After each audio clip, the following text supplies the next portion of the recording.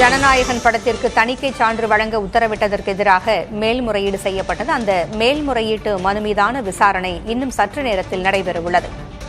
கூடுதல் விவரங்களை வழங்க செய்தியாளர் சுப்பையா இணைந்திருக்கிறார்.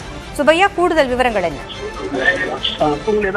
மேல்முறையீட்டு மனு தொடர்பாக காலையில் தீர்ப்பு வழங்கியவுடன் மத்திய அரசுடைய கூடுதல் சொலிசிட்டர் ஜெனரல் KL சுந்தரேஜன் முறையீடு செய்திருந்தார். இதனைத் தொடர்ந்து பிற்பகல் 2:15 மணிக்கு தற்போது நீதிமன்றம் தொடங்கியதும் தலைமை நீதிபதி முன்பு ஆஜராகி இன்று காலை ஜனநாயகன் படம் தொடர்பாக தனி நீதிபதி தீர்ப்பு வழங்கியுள்ளார். அதில் இன்றே சான்றிதழ் வழங்க வேண்டும் என்று உத்தரவிட்டுள்ளார். அதை எதிர்த்து மேல்முறையீடு செய்வதற்காக காலையில் உங்களிடம் நாங்கள் முறையீடு செய்திருந்தோம். தற்போது அந்த மேல்முறையீட்டு மனு தொடர்பான அனைத்து ஆவணங்களும் தாக்கல் செய்துவிட்டோம். எனவே இந்த வழக்கை விசாரணைக்கு எடுக்க வேண்டும் என்று கேட்டுக்கொண்டார். அதற்கு நீதிபதி எப்போது இந்த உத்தரவு பிறப்பிக்கப்பட்டது என்று தலைமை கேள்வி எழுப்பினார். இன்று காலை 12:30 மணி இருக்கும் தீர்ப்பு வந்துள்ளது என்று தெரிவித்தார். அதற்கு நீதிபதி உள்ளிட்ட அனைவரும் நீதிமன்றத்தில் குறித்துவிட்டனர். இவ்வளவு அவசரமாக செய்துவிட்டீர்களா மேல்முறையீடு என்று கேட்டார். அதற்கு ஆமாம், நாங்கள் தயாராக இருக்கிறோம், மேல்முறையீடு தாக்கல் செய்து விட்டோம் என்று தெரிவித்தார். அந்த காப்பியை எதிர்த்தரப்புக்கு வழங்கி உள்ளீர்களா என்று கேட்டார். அப்போது எதிர்த்தரப்பு, அதாவது KVN படத்திற்கு சார்பான வழக்கறிஞர் மூத்த வழக்கறிஞர் சதீஷ் பராசரன் எழுதுகின்றார்.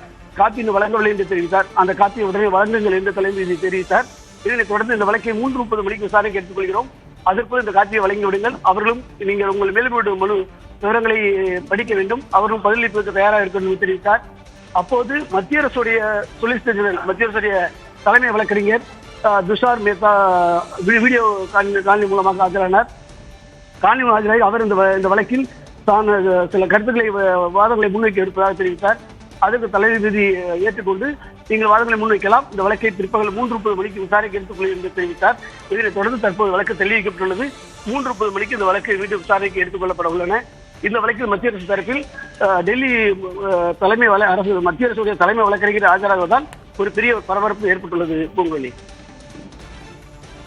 இன்னும் சற்று நேரத்தில் மேல்முறையீட்டு மனு மீதான விசாரணை நடைபெற இருக்கிறது. இன்று சென்னை உயர்நீதிமன்றத்தில் தணிக்கை சான்றிதழ் வழங்கலாம் என்று உத்தரவிடப்பட்டிருந்தது. அந்த உத்தரவினுடைய விவரங்களை மீண்டும் ஒரு நினைவுகூரலுக்காக சொல்ல முடியுமா சுப்பையா? கண்டிப்பா. அதாவது கடந்த 6ஆம் தேதி KVN படம், அதாவது ஜனநாயகன் படத்தை தயாரிக்கக்கூடிய பட நிறுவனம் இந்த வழக்கை தொடர்ந்திருந்தது. இந்த வழக்கானது உயர்நீதிமன்ற தனி நீதிபதி PT ஆஷா முன்பு விசாரணை நடைபெற்றது. இந்த வழக்கை 7ஆம் தேதி தள்ளி வைத்திருந்தார்.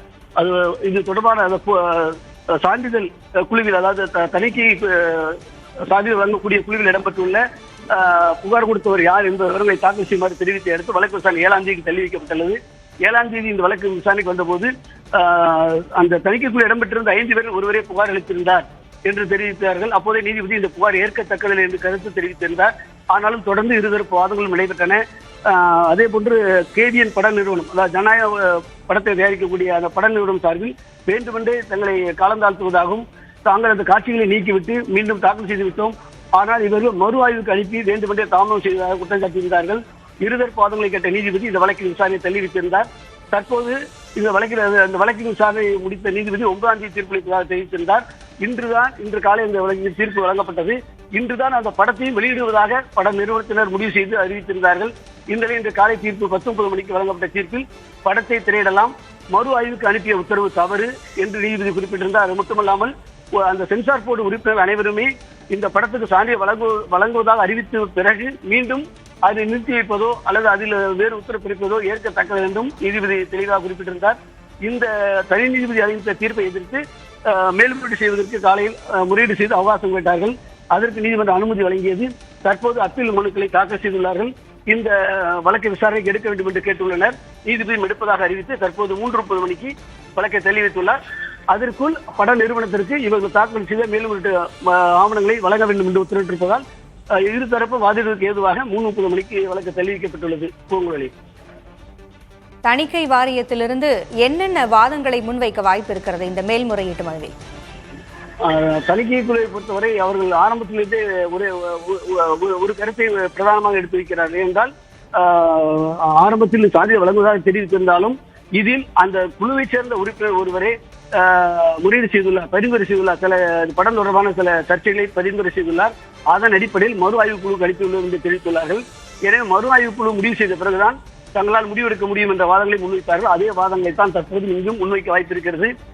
இன்னும் சொல்ல போனால் மத்திய அரசுடைய மூத்த தலைமை வழக்கறிஞர் ஏதாவது சில முக்கியமான வழக்கில் ஆஜராவார். அவர் தற்போது இந்த வழக்கில் ஆஜராகுவதால் அவர் மேலும் சில கருத்துக்களை முன்வைக்க வாய்ப்பு இருக்கிறது. அதே போன்று சென்சார் போர்டுக்கு முழு அதிகாரம் இருக்கிறது. அந்த தணிக்கை வாரியத்துடைய தலைவர் எந்த நேரம் முடிவெடுக்கலாம் என்ற ஒரு வாதங்களை முன்வைத்திருப்பதால் அதே வாதங்களையும் தற்போது டிவிஷன் பெஞ்சில் முன்வைக்க வாய்ப்பு இருக்கிறது. ஆனால் இதே ஜனநாயக படம் தரப்பிலும் அவர்கள் தரப்பிலும் வாதங்களை முன்வைக்க அதிக வாய்ப்பு இருக்கிறது என்றால் 5 பேர் கொண்ட குழுவில் 4 பேர் ஏற்றுக்கொண்டு விட்டனர். ஒரே ஒரு நபர் மட்டும்தான் சர்ச்சைக்குரிய கருத்து இருப்பதாக தெரிவித்துள்ளார் என்பதை அவர்கள் வாதங்களை முன்வைப்பார்கள். எனவே தனிநீதிபதி பிறப்பித்த உத்தரவை சுட்டிக்காட்டி அவர்கள் வாதிடுவதற்கும் அதிக வாய்ப்பு இருக்கிறது. பொங்கலில் ஜனநாயகன் திரைப்படத்தில் மத்திய அரசு மேல்முறையீடு செய்திருந்த நிலையில் அந்த வழக்கினுடைய விசாரணை இன்னும் சற்று நேரத்தில் தொடங்க இருக்கிறது. படம் பார்த்து சான்றிதழ் அளிக்க ஒப்புக்கொண்ட பிறகு புகார் அளித்ததில் உள்நோக்கம் இருப்பதாக சென்னை உயர்நீதிமன்றம் காலையில் வழங்கிய தீர்ப்பினுடைய விவரங்கள் கூறுகின்ற நிலையில் தற்பொழுது மேல்முறையீட்டு மனுவினுடைய விசாரணை இன்னும் சற்று நேரத்தில் நடைபெற இருக்கிறது. ஆனால் பறக்கும் மேடை பேச்சுகள், பரபரக்கும் செய்தியாளர் சந்திப்புகள், எடிட் செய்யாத முழுமையான பதிவுகள், எவ்வித இடையூறும் இல்லாத நேரலைகள், புதிய தலைமுறை டிஜிட்டலில் இருந்து புதிய படைப்பு PT Uncut.